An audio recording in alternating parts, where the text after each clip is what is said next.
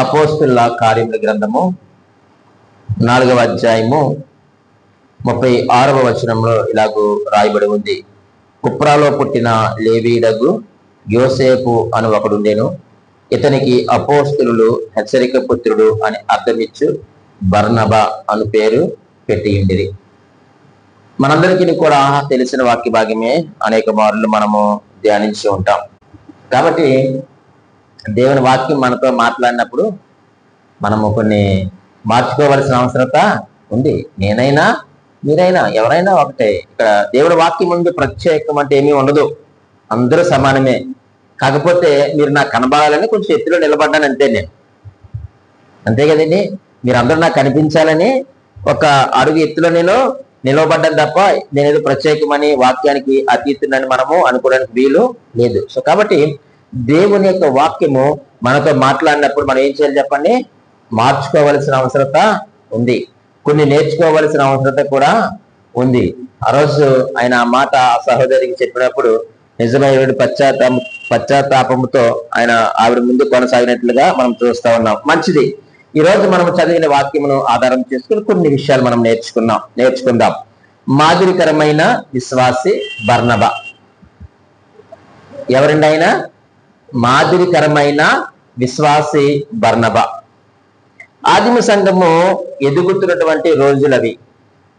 ఆ యొక్క రోజుల్లో విశ్వాసులు అందరూ కూడా ఎలా ఉన్నారయ్యా అంటే ఏక హృదయముతో ఏకాత్మ కలిగిన వారిగా ఉన్నారు.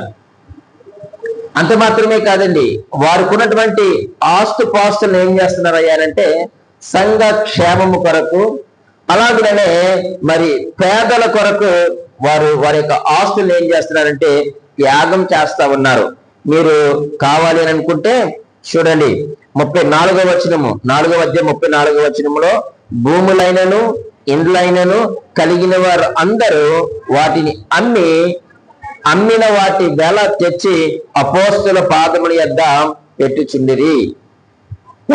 వారు ప్రతి వానికి వాని అక్కర కొలిది పంచి పెట్టిరు కనుక వారిలో ఎవరికి కొదువా లేకపోయాను అనే మాట మనం చూస్తున్నాం. ఇంతగా వారు పంచి పెట్టడానికి కారణం ఏమిటి అని అంటే 33వ వచనము చివరి వరుసలో ఒక మంచి మాట ఉంటుంది చూడండి. దైవ కృప అందరి యందు అధికముగా ఉండెను అనే మాట మనం చూస్తా ఉన్నాం. దైవ కృప ఎవరిలో అయితే అధికముగా ఉంటుందో వారు ఏమి చేస్తారయ్యానంటే సంఘ అవసరతలను వారు పట్టించుకుంటారు, సంఘ క్షేమాభివృద్ధి కొరకు వారు ప్రయాసపడతారు, సంఘం ఉన్నటువంటి పేదవారి కొరకు వారు ఆలోచన చేస్తారు. అంత మాత్రమే కాదండి, ఇతర సంఘముల క్షేమము కొరకు కూడా ఆలోచన చేస్తారు. ఇతర సంఘములు కూడా ఇంకా ఆధ్యాత్మికంగా బలపడడానికి, ఇంకా ఆర్థికంగా బలపడడానికి ఏం చేస్తారయ్యా అంటే దైవ కృప ఎవరిలో అయితే అధికముగా ఉంటుందో వారు ప్రయాసపడతారు. అలాగే ఇంకా సేవకులు ఎవరైనా ఒకవేళ చిన్ని సంఘం సేవకులు ఉండొచ్చు, వారికి పెద్దగా ఆర్థిక వనరులు లేకపోవచ్చు, వారు కమిట్మెంట్ తో పనిచేస్తున్నటువంటి సేవకులు చాలా మంది ఉన్నారు, కష్టపడి సేవ చేస్తున్నటువంటి సేవకులు చాలా మంది ఉన్నారు. అటువంటి వారికి మనం ఏం చేయాలి అంటే సహాయం చేసేవారిగా మనము ఉండాలి. అప్పుడు దేవుని యొక్క సువార్త వ్యాప్తి చెందుతుంది. అటువంటి పరిస్థితులు, అలాంటి గొప్ప వాతావరణంలో మనకు పరిచయం అయ్యేటువంటి అద్భుతమైనటువంటి వ్యక్తి ఎవరయ్యారంటే యోసేపు. అంతే కదండి, కుప్రాలో పుట్టిన లేవీయుడగు యోసేపు అను ఒక మనుషుడు అక్కడ మనకు కనిపిస్తూ ఉన్నాడు. అయితే అతని యొక్క స్వభావమును బట్టి, అతని యొక్క పనితనాన్ని బట్టి అపోస్తులు ఆయనకు ఏమని పేరు పెట్టారట? ఏమని పేరు పెట్టారు చెప్పండి? హెచ్చరిక పుత్రుడు అంటే బర్నబా అనేటువంటి పేరు పెట్టారు. బర్నబా అంటే హెచ్చరిక పుత్రుడు, హెచ్చరించేవాడు. బర్నబా అంటే ఆదరించేవాడు. బర్నబా అంటే ప్రోత్సహించేవాడు అనేటువంటి అర్థం ఇచ్చేటువంటి పేరును అక్కడ అపోస్తులు పెట్టినట్లుగా మనం చూస్తా ఉన్నాం. చూడండి ప్రియమైన వాళ్ళరా, దైవ కృప అందరి యందు కూడా అధికముగా ఉంది. ఉన్న కారణము చేత వాళ్ళు ఏం చేస్తున్నారట? వారికి ఉన్నటువంటి స్థిర చరాస్తులు అన్ని కూడా అమ్మేశారు. ఇది దేవుని కార్యం. ఈరోజు మనము దేవుని యొక్క పరిచర్యకు, సంఘ క్షేమాభివృద్ధికి ఇవ్వడానికి ఎప్పుడూ కూడా మనము ఆలోచించకూడదు. ఒకవేళ మనము అలాగ ఆలోచన చేస్తున్నామయ్యా అంటే మన ఎడల దైవ కృప అధికముగా లేదనా ఏమో అది నీకు తెలియాలి, లేదా అది నాకు తెలియవలసినటువంటి అవసరత ఉంది. ఇక్కడ మనం చూస్తూ ఉన్నప్పుడు మాదిరికరమైనటువంటి విశ్వాసి బర్నబా అని. ఎలా మాదిరికరమైన వాడు అని మీకు కొన్ని విషయాలు మీ ముందు ఉంచుతాను. ఈ రోజు వాక్యం వింటున్నటువంటి సహోదరి సహోదరుడా, మనము కూడా మాదిరికరమైనటువంటి విశ్వాసులుగా ఉండాలి. ఒకవేళ మీరు విశ్వాసులే కావచ్చు, నేను కాదనడం లేదు, కానీ మాదిరికరమైన విశ్వాసులుగా ఉండాలని దేవుడు కోరుతా ఉన్నాడు. దేవుడు ఆశించేది ఏంటంటే మనం మాదిరికరమైన విశ్వాసులుగా ఉండాలని దేవుడు ఆశిస్తూ ఉన్నాడు. బర్నబాను ఏ విధముగా అయితే దేవుడు ఎంపిక చేసుకున్నారో, ఈ రోజు ఇక్కడ కూర్చున్న మన అందరినీ కూడా దేవుడు ఎంపిక చేసుకున్నాడు కదండి. మనం ఆరాధన హెచ్చరికల్లో మనం విన్నాం, మనం ఎన్నుకోబడిన వారము, మనం ప్రత్యేకించబడిన వారము.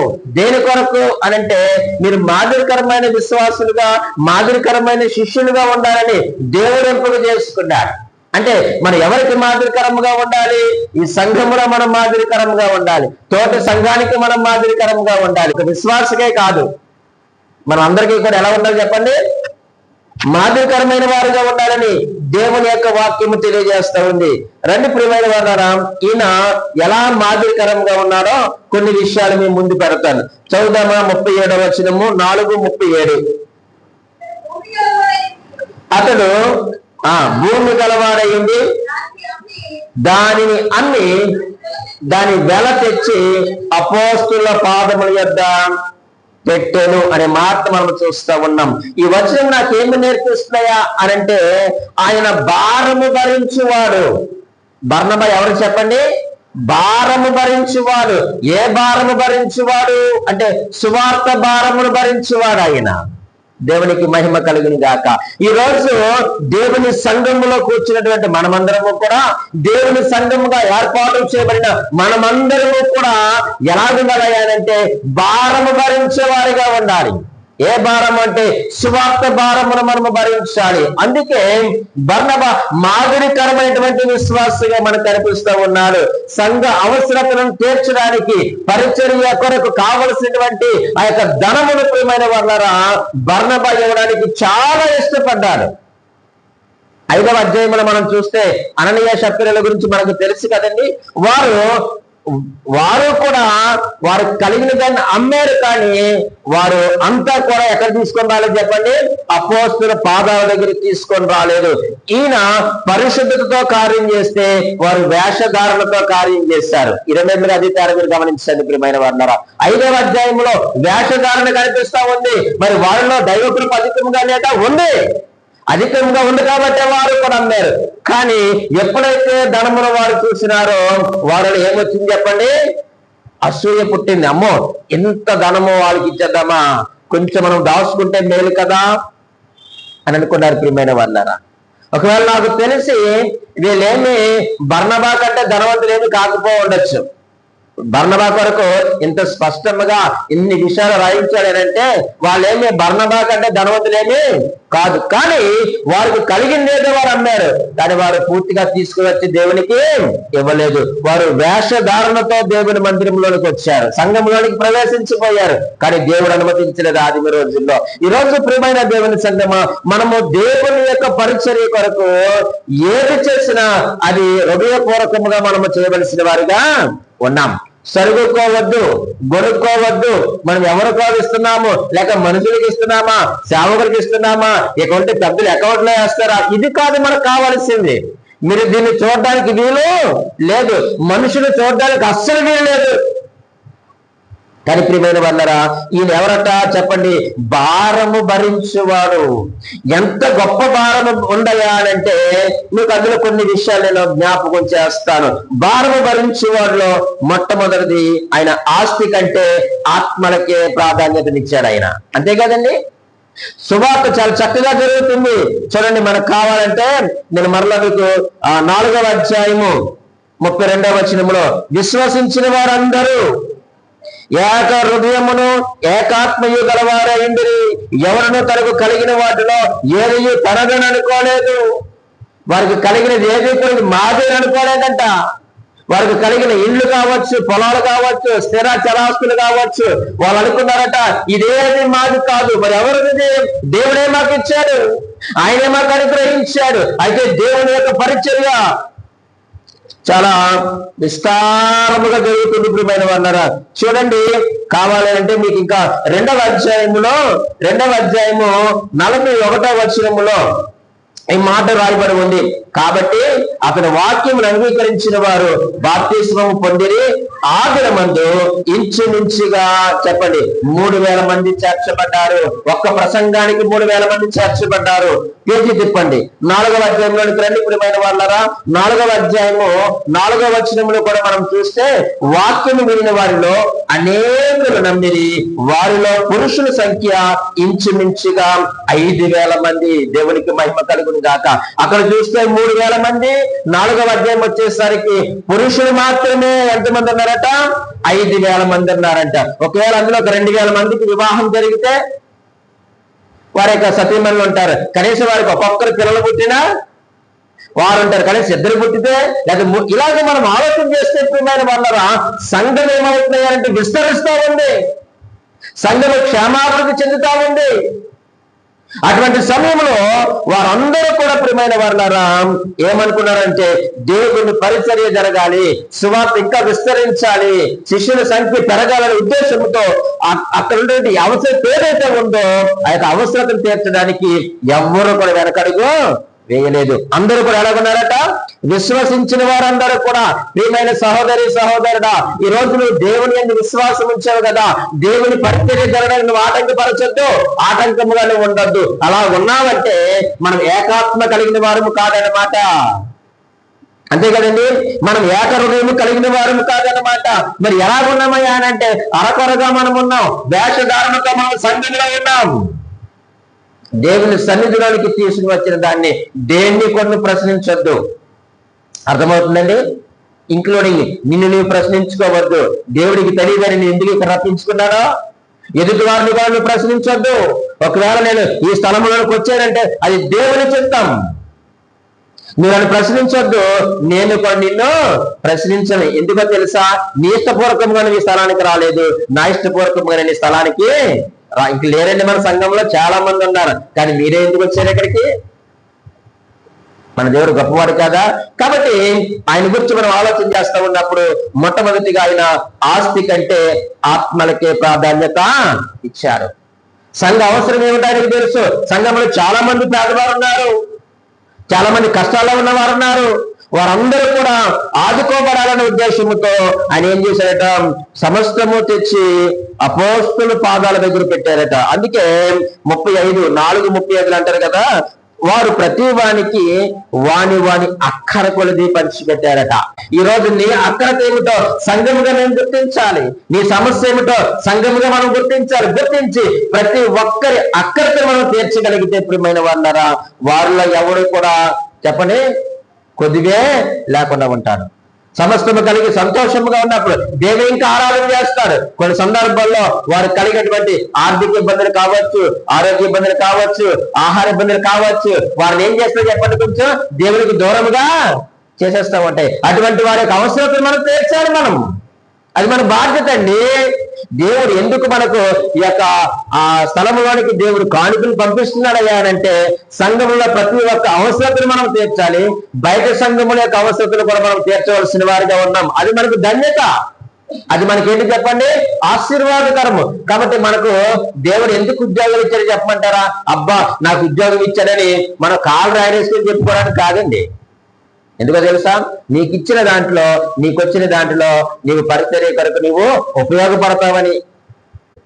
కాబట్టి ఈయన ఆ ఆత్మల కంటే ఆస్తిని ఎక్కువగా ఆయన ఎంచుకోలేదు. ఆయన అనుకున్నాడు ఒకటే, ఆస్తి కంటే ఆత్మలకే ప్రాధాన్యతనిచ్చాడు. రెండవదిగా అందులో మనం ఆలోచన చేస్తే సంఘ అవసరమే తన అవసరంగా భావించారు. ప్రియమైన వాళ్ళరా, సంఘం చాలా అవసరతలో ఉంది. చాలా మంది పేదవారు ఉన్నారు, ఆకలితో ఉన్నవారు ఉన్నారు, వస్త్రాలు లేని వారు చాలా మంది ఉన్నారు, తల్లిదండ్రులు లేని వారు ఉన్నారు, విధవరాండ్రులు ఉన్నారు. వీళ్ళందరినీ ఎవరు చూసుకుంటారు? వీళ్ళందరినీ కూడా ఎవరు చూసుకుంటారు? సంఘమే ఆదరించాలి, సంఘమే ప్రేమించాలి. కానీ ఆయన ప్రియమైన వాళ్ళరా తన యొక్క భూమిని చూసి ఆయన మురిసిపోలేదు.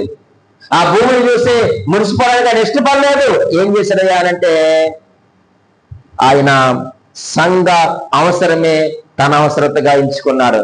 విశ్వాసకి అవసరం తీరితే చాలు. వారి కష్టాల్లో ఉన్నారు, వారికి ఆ యొక్క అవసరం తీరితే చాలు. వారికి వస్త్రాలు లేవు, ఆ యొక్క వస్త్రాలు వారికి ఉంటే చాలు. ఆరోగ్యంగా లేరు, హాస్పిటల్ తిరుగుతూ ఉన్నారు, వారు ఆరోగ్యంగా ఉంటే చాలు.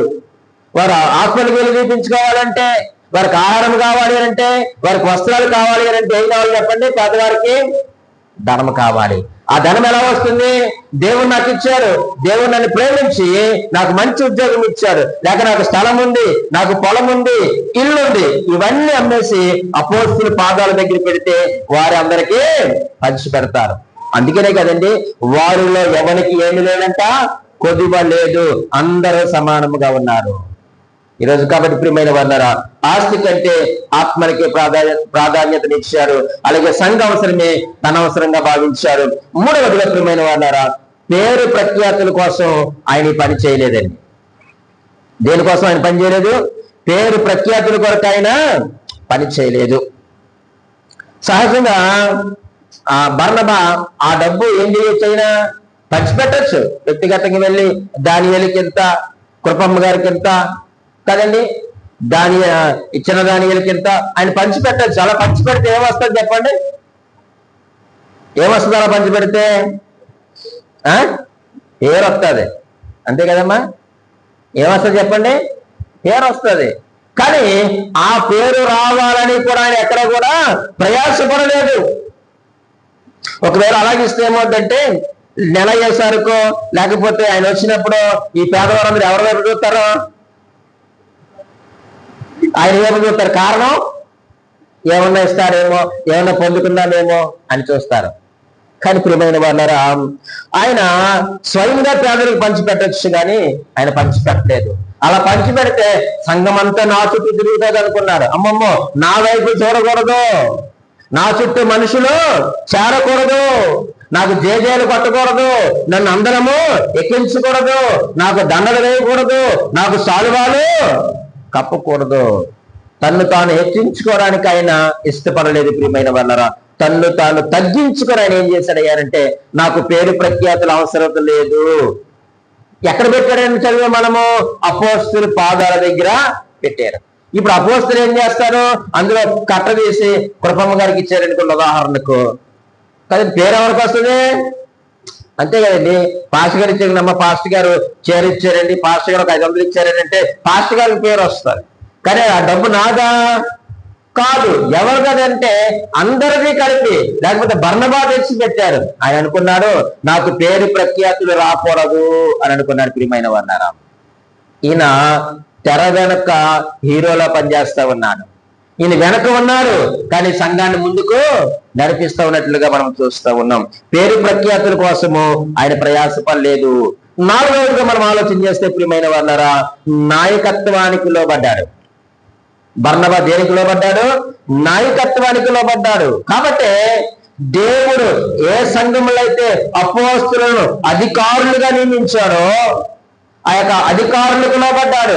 ఆ ధనం అంతా తీసుకొని వచ్చి ప్రియమైన వారులారా అపోస్తుల పాదాల దగ్గర పెట్టాడు. పెట్టి వారి యొక్క మాటకు లోబడ్డాడు. ఆయన లోబడ్డమే కాదు, సంఘ క్రమానికి కూడా ఆయన ఏం చేశాడు చెప్పండి? లోబడ్డాడు. అందరూ ఎలాగైతే తెచ్చి అపోస్తుల పాదాల దగ్గర పెట్టారో ఈయన కూడా ఏం చేశాడు చెప్పండి? అపోస్తుల పాదాల దగ్గర పెట్టాడు.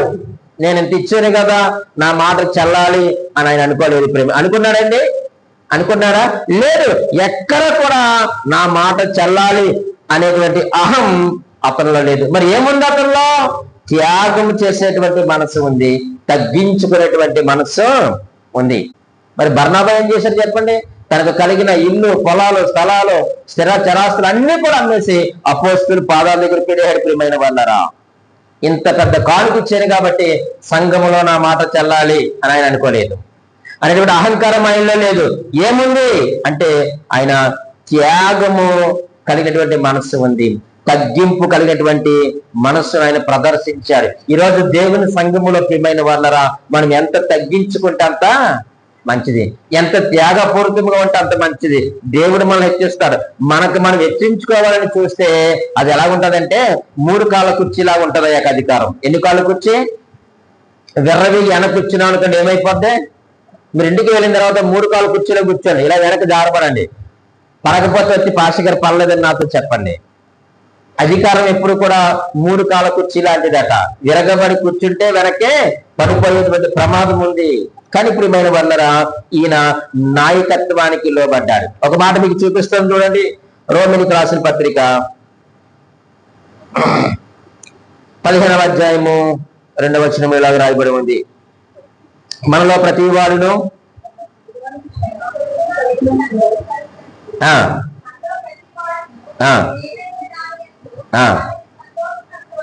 చూడండి, మనలో ప్రతి వాడును క్షేమాభివృద్ధి కలగడానికి ఏం చేయాలంటే తన పొరుగు వానికి మేలు చేయాలి. మేలు చేయడమే కాదు, అతను సంతోషపరచాలనే మాట మనం చూస్తూ ఉన్నాం. అంటే మన పొరుగు వాని యొక్క క్షేమాభివృద్ధి ఎవరి బాధ్యత?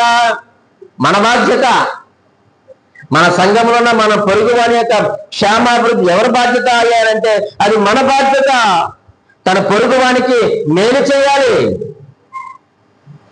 కానీ ఈ లోకం ఏమంటుందంటే ప్రియమైన వాళ్ళరా, నీ గురించి నువ్వు ఆలోచించుకో అని చెప్తుంది లోకం. లోకం ఏమంటుంది? నీ గురించి నువ్వు ఆలోచించుకో అంటుంది.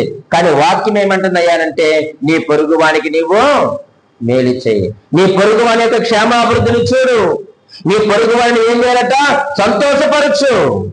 బా, దేవుడు వాక్యం సెలవిస్తా ఉందండి. మాదిరికరమైన విశ్వాసులకు ఉండేటువంటి లక్షణాలు ఇవి. మాదిరికరమైనటువంటి సేవకుడు, మాదిరికరమైనటువంటి పరిచారకులకు ఉండేటువంటి లక్షణాలు ప్రియమైన వాళ్ళారా. అతను ఏం చేయాలట? సంతోషపరచాలట. సంతోషపరచడం అంటే అతనికి మనశ్శాంతిని ఉంచాలి, అతనికి ధైర్యాన్ని ఇవ్వాలట. ఎవరైతే మన పొరుగు వారు ఉన్నారో వారిని మనం ధైర్యపరచాలట. వారిని మనం ఏం చేయాలంటే వారికి మనశ్శాంతిని మనము ఇచ్చేవారిగా ఉండాలని దేవుని వాక్యం తెలియజేస్తా ఉంది. ఎందుకంటే వారినటువంటి బలహీనతలు మనం ఎత్తి చూపించకూడదు. మన పొరుగు వారినటువంటి బలహీనతలను ఎత్తి చూపించే వారిని మనము బాధ పెట్టకూడదు. నువ్వు లేనోడుగానే ఉన్నావు, నువ్వు వస్త్రాలు లేనోడు అని, నువ్వు ఇలా తోడవని అలా తోడవని మనము వారిని ఎప్పుడు కూడా ప్రియమైన వాళ్ళరా వారి యొక్క లోపాలు చూపించి వారిని మనము బాధ పెట్టకూడదు. మరి ఏం చేయాలి అంటే వారిని ప్రేమతో మనం ఏం చేయాలి చెప్పండి? భరించాలి.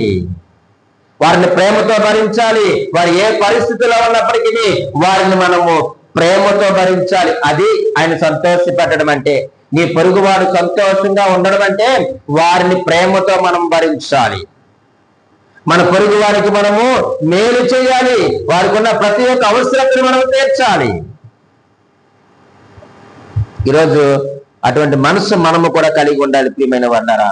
ఆ తర్వాత 3వ వచనాన్ని కూడా మనం చదివితే ఆ 15:3లో క్రీస్తు కూడా తను తాను ఏం చేయలేదట? సంతోషపరుచుకోలేదండి. యేసుక్రీస్తు వారు ఈ లోకానికి వచ్చి తను తాను సంతోషపరుచుకోలేదు ఆయన. కానీ ఆయన ఏం చేశాడంటే తన్ను తాను తగ్గించుకున్నాడు. ఆయన తన్ను తాను రిక్తులుగా చేసుకున్నాడు. తన్ను తాను ఆయన ఖాళీగా చేసుకున్నాడు ప్రియమైన వాళ్ళారా. యేసుక్రీస్తు ఆయన ఏమన్నాడు? ఆయన భూమి మీద ఉన్నప్పుడు మత్తయి సువార్త 20:28 ఏమన్నాడు? ఆయన మనిషి కుమారుడు పరిచారము చేయించుకోవడానికి రాలేదు, కానీ పరిచారము చేయడానికి వచ్చాడు. ఆయనే పరిచారము చేయడానికి ఇష్టపడతా ఉంటే మరి మనం ఎంతటి వారు చెప్పండి? మరి మనం ఎందుకు పరిచారం చేయడం లేదు? పరిచయం ఎందుకు పాలుభాగస్తులుగా ఉండలేదు? మనం దర్జాగా కూర్చొని మనకు పరిచర్య చేయాలనుకుంటాం. ఒకవేళ ఏదైనా మనం ఒక పని చెప్పినప్పుడు ఆ పని మనం చేయాలి. దేవుని మందిరంలో మనము దేవుని మందిరంలో ఉన్నప్పుడు మనం ఆ పని చేయాలి. మనం దేవుని మందిరంలో ఉన్నప్పుడు మనము ఆ పని చేయాలి ప్రియమైన వాళ్ళారా. ఆయన తన్ను తాను ఈ లోకములో ఉన్నప్పుడు సంతోషపరచుకోలేదు. ఆయన తను తాను సంతోషపరచుకోలేదు. తండ్రి ఏ పని మీదైతే ఈ లోకానికి పంపించారో ఆ పని మాత్రం ఆయన చేసినట్లుగా మనం చూస్తూ ఉన్నాం. కాబట్టి ప్రియమైన దేవుని సంగమా, ఆయన మనకు మాదిరికరంగా ఉన్నాడు.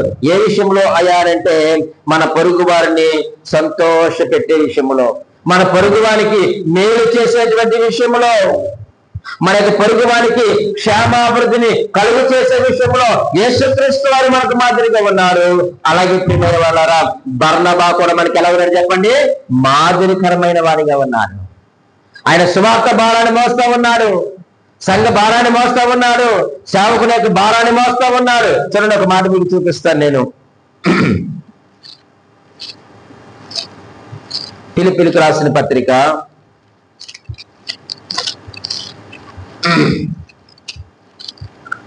4వ అధ్యాయము 3వ వచనం ఎలాగో రాయబడి ఉంది.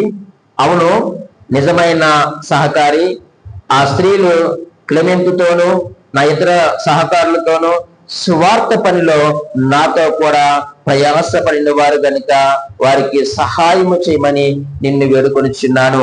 ఆ సహకారుల పేర్లు జీవగ్రంథమందు రాయబడి ఉన్నది. నీవు ప్రియమైన దేవుని సంగమా, దేవుని ప్రజలారా, మన పొరుగు వారికి మనం మేలు చేస్తే, మన పొరుగు వారిని మనం సంతోష పెడితే, మన పొరుగు వారికి క్షేమాభివృద్ధిని కలుగు చేసి మనం సహకారులుగా ఉంటే మన పేరు ఎక్కడుంటుంది చెప్పండి? వారు ఎందులో ప్రయాసపడ్డారట?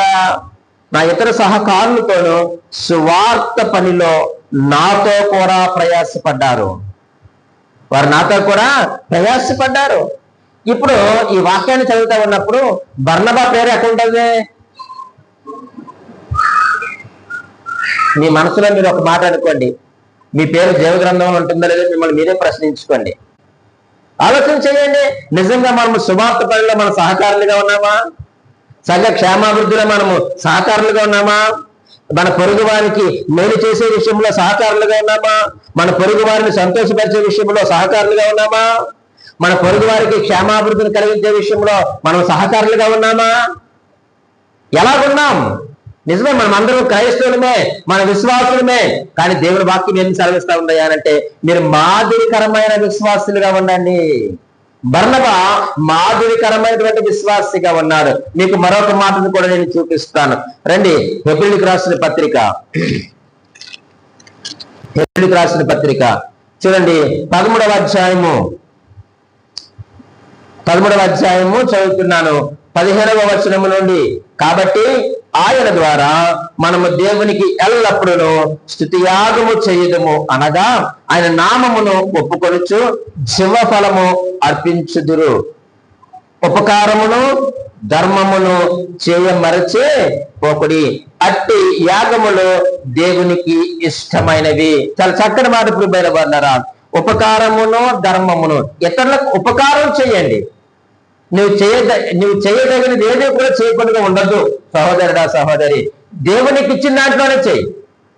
ఆయన అప్పు తెచ్చి ఎప్పుడు చేయమనలేదు. ఆయన నీకు కలిగిన దాంట్లోనే నువ్వు చెయ్యి ఉపకారం, నీకు కలిగిన దాంట్లోనే ధర్మం చేయి. నీ సంఘములో నీ ఇరుగు పొరుగు వారికి ఉన్నటువంటి అవసరతలు నీకు తెలుసు. లేదా నీ ఇంటి ప్రక్క వారు అనేకులు ఉన్నారు, వారికి ఉపకారం చేయి, ధర్మం చేయి. నువ్వు సహకారిగా ఉండు, మాదిరికరమైన విశ్వాసిగా ఉండు. జీవగ్రంథములో మన పేరు ఉంటుంది ప్రియమైన వాళ్ళారా. ఇంకేమన్నాడండి తర్వాత? మీ పైని నాయకులుగా ఉన్నవారు లెక్క ఒప్ప చెప్పవలసిన వారి వలె మీ ఆత్మలు కాయిస్తున్నారు. వారు దుఃఖముతో ఆ పని చేసిన ఎడల మీకు నిష్ప్రయోజనము గనుక దుఃఖముతో కాక ఆనందముతో చేయనట్లు వారి మాట విని వారికి లోబడి ఉండండి. వారికి సహకారులుగా ఉండండి. మీ పైనటువంటి నాయకులు ఎవరైతే ఉన్నారో, మీ సేవకులు ఎవరైతే ఉన్నారో, వారు ఎవరట? లెక్క అప్పచెప్పవలసిన వారిగా ఉన్నారు. ఏ లెక్క అప్పచెప్పాలి మేము అంటే, ప్రభువు మాకు ఇచ్చినటువంటి సంఘం ఏదైతే ఉందో, ఆత్మలు ఏవైతే ఉన్నాయో వాటి కొరకు నువ్వు ఏం చెప్పాలి చెప్పండి? లెక్క చెప్పాలి. ఇప్పుడు నేను మీ కొరకు లెక్క చెప్పాలి అంటే నేను ఏం చేయాలి? మీ కొరకు నేను ప్రయాసపడాలి. వ్యక్తిగతంగా మీ కొరకు ప్రార్థన చేయాలి. మీరు ఇంకా ఆధ్యాత్మికంగా దేవుళ్ళ బలపడినట్లుగా, వాక్యానుసారంగా మీరు మీ కుటుంబము దేవుళ్ళ ఉన్నట్లుగా సేవకుడికి నేను ఏం చేయాలి చెప్పండి? ప్రార్థన చేయాలి. సహజంగా చూడండి, స్టూడెంట్ కి మార్కులు తక్కువ వచ్చాయనుకోండి, ప్రిన్సిపాల్ ఎవరిని అడుగుతారు చెప్పండి? టీచర్ గారు. అదే కదా, పిల్లగాడు తక్కువ రాసేందుకు మార్కులు తక్కువ వచ్చాయి, వాడు యూనిట్ లో మిస్ అయిపోతా ఉన్నాడు. అప్పుడు ప్రిన్సిపాల్ గారు రూమ్ లో పిలిచి టీచర్ గారిని ఏమడుగుతారు? శభాష్ టీచర్ గారు, మీరు అద్భుతంగా లెసన్స్ బోధిస్తా ఉన్నారు, సో కాబట్టి వారికి 100కి 30 వచ్చాయి, శభాష్ అంటాడా? టీచర్స్ డేకి మీకు ప్రత్యేకమైన బహుమానం ఇస్తారంటాడా ప్రిన్సిపాల్? సీరియస్ గా వార్నింగ్ ఇస్తారు. ఇది మీకు ఫస్ట్ టైం మేడం, లేదా ఫస్ట్ టైం సార్, రెండోసారి ఎలా జరిగితే మీరు వేరే స్కూల్ చూసుకోవచ్చు అంటారు. చాలా ఖచ్చితంగా మాట్లాడతారు. మరి దేవుని దగ్గరికి, క్రీస్తు నాయకుడి దగ్గరికి వెళ్ళినప్పుడు సీఎం సంఘం విషయమైన అడగరంటారా? నేను ఎక్కడ పని చేసినా వారు అందరి విషయమైన అడుగుతారు. నేను మీకు జ్ఞాపకం చేసేది ఏంటో చెప్పంటారా? వాక్యం చెప్పేసి నేను ఇంట్లోకి వెళ్ళిపోయి హాయిగా ఉండే పని కాదు నా పని. ఒకవేళ మీరు వాక్యం విని ఆమె ఇంటికి వెళ్ళిపోయి హ్యాపీగా ఉండొచ్చు, నా కొరకు మీరు ప్రార్థన చెయ్యొచ్చు చేయకపోవచ్చు, ఏమో దేవునికి తెలియాలి. కానీ సంఘము కొరకు ప్రతిరోజు ప్రతి క్షణము ఆలోచించవలసిన బాధ్యత ఎవరి మీద ఉంది? సేవకుడిగా నా మీద ఉంది. మీ అందరి కొరకు ప్రార్థన చేయవలసిన అవసరం నా మీద ఉంది. ఎందుకయ్యానంటే మీ అందరి కొరకు నేను లెక్క చెప్పాలి. అక్కడ నా కొరకు మీరు ఎవరు లెక్క చెప్తారా? చెప్పండి, ఒక మాట ఆలోచన చెయ్యండి. నా కొరకు పాస్టర్ గారు మీ కొరకు నేను లెక్క చెప్పాలి అన్నవారు ఎవరైనా ఇక్కడ ఉన్నారా? ఒకవేళ తర్వాత అడుగుతారు, కానీ నేను మాత్రము మీ అందరి కొరకు ఏం చెయ్యాలి? లెక్క చెప్పాలి. అక్కడ ఖచ్చితంగా క్రీస్తు న్యాయపీఠ మీద నిలబడినప్పుడు ఆయన స్క్రీన్ మీద నావన్నీ కూడా వేసినప్పుడు మీ అందరికీ నేను ఏం చేయాలి చెప్పండి? లెక్క చెప్పవలసిన వారిగా ఉన్నాం. కాబట్టి వారు దుఃఖముతో ఆ పని చేసింది ఎడలా మీకేంటి చెప్పండి? మేము దుఃఖముతో మీ కొరకు పనిచేసామనుకోండి, అదేంటి చెప్పండి? మీకు నిష్ప్రయోజనమే. అదే మాట అక్కడ రాస్తున్నాడు, నిష్ప్రయోజనము కనుక దుఃఖముతో కాక ఆనందముతో చేయనట్లు వారి యొక్క మాట మీరు వినండి, వారికి మీరు లోబడి ఉండండి. ఏం చెప్తారండి పాస్టర్ గారు? మీకు వాక్యం చదువుకోండమ్మా, ప్రార్థన చేసుకోండమ్మా, జాగ్రత్తగా ఉండండి అమ్మా, వాక్యానుసారంగా జీవించండి అమ్మా, మాదిరికరంగా మీరు బతకండి అయ్యా, మీ పిల్లల మందిరానికి నడిపించండి అయ్యా, వారిని కూడా దేవుళ్ళో బలపరచండి అయ్యా అని సేవకుడు ఇదే కదా చెప్తాడండి. అంతకు మించి భారం ఏం పెడతాడు మీ మీద సేవకుడు? ఇంకా మీరు దేవుళ్ళు బాగా ఎదగాలని నేర్చుకోవాలని సేవకుడు మీతో మాట్లాడతాడు. అలా మాట్లాడినప్పుడు మీరు దాన్ని రిసీవ్ చేసుకోవాలి. వారి యొక్క మాట మీరు వినండి, వారికి లోబడి ఉండండి, వారికి సహకారులుగా ఉండండి. సేవకునికి తీర్చవలసిన అవసరం కూడా మీరు తీర్చాలి. ఆ రోజు బర్నబా తీర్చలేదండి, అనేక మంది ఏం చేశారు చెప్పండి? సేవకునికి వాళ్ళ పాదాల దగ్గర పెట్టారు. అంటే అర్థం ఏంటి? అయ్యా నీకు నచ్చింది మీరు చెయ్యండి, మీ అవసరం మీరు తీర్చుకోండి, అలాగే సంఘ అవసరతలు కూడా మీరు తీర్చండి అని వారికి కలిగింది ఇచ్చారు. కాబట్టి వారు స్వేచ్ఛగా దేవుని యొక్క సువార్తను వారు చేయగలిగారు. ప్రియమైన వాళ్ళారా, కాబట్టి సువార్త విస్తరించినట్లుగా మనం చూస్తూ ఉన్నాం. చూడండి 6వ అధ్యాయం అపోస్తలుల కార్యములు 6వ అధ్యాయం 1వ వచనానికి వచ్చేస్తే, ఆ దినములలో చూడండి, ఆ దినములలో శిష్యుల సంఖ్య విస్తరించినప్పుడు, మనం 4వ అధ్యాయంలో చూస్తే 5,000 మందిని అక్కడ చూసాము పురుషుల్ని. అలాగే 3వ అధ్యాయంలో మనం చూస్తే, 2వ అధ్యాయంలో చూస్తే 3,000 మంది, అలాగే 4వ అధ్యాయంలో 5,000 మంది, 6వ అధ్యాయంలోకి వచ్చేసరికి ప్రియమైన వాళ్ళారా శిష్యుల యొక్క సంఖ్య ఏమవుతా ఉందట? విస్తరిస్తా ఉంది. దానికి కారణం ఏమిటంటే అక్కడ సేవకులకి ఏమీ లోటు లేదు.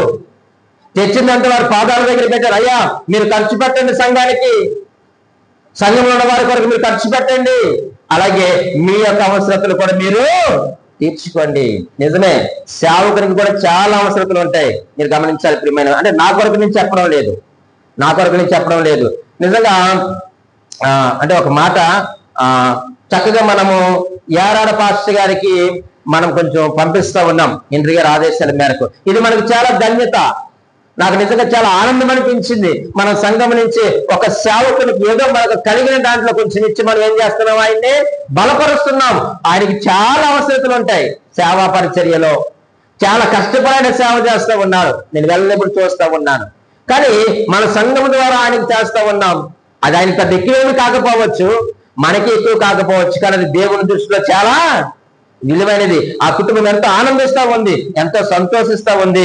మన సంఘము కొరకు, మన సంఘ కుటుంబాల కొరకు ఆ సంఘము సేవకులు ప్రార్థన చేస్తా ఉన్నారు. ఇది గొప్ప భాగ్యం కాదంటారా? మనకు భాగ్యమే. కాబట్టి మన విశ్వాసం యొక్క అవసరతను ఎలా తీరుస్తున్నామో సేవకునికున్న ప్రతి ఒక్క అవసరతను కూడా మనం తీర్చవలసిన బాధ్యత మన మీద ఉంది.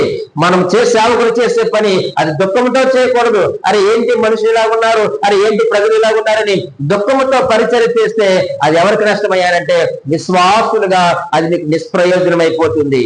నేను కూడా దేవుని దగ్గర లెక్క చెప్పవలసినటువంటి బాధ్యత నా పైన కూడా ఉంది. కాబట్టి ప్రియమైన దేవుని సంగమం, మనం ఇక్కడ ఆలోచన చేస్తా ఉన్నప్పుడు బర్నబా మాదిరికరమైన విశ్వాసి. ఆయన మొట్టమొదటి లక్షణం ఏంటంటే ఆయన భారమును భరించేవాడు. ఏ భారమును భరించాడు? సువార్త భారమును భరించాడు. అందులో ఆయన ఆస్తి కంటే ఆత్మలకే ప్రాధాన్యతనిచ్చాడు. రెండవదిగా సంఘ అవసరమే తన యొక్క అవసరతగా భావించాడు. పేరు ప్రఖ్యాతుల కొరకు ఆ పని చేయలేదు. అలాగే సంఘ నాయకత్వానికైనా లోబడ్డాడు. కాబట్టి నేను నమ్మేది ఏంటో చెప్పమంటారా? ఆ సహకారి పేరు జీవ గ్రంథములో ఉంటుంది. అట్టి కృప దేవుడు సంఘముగా, విశ్వాసిగా, కుటుంబాలుగా మనందరికీ అనుగ్రహించును గాక. ఆమేన్.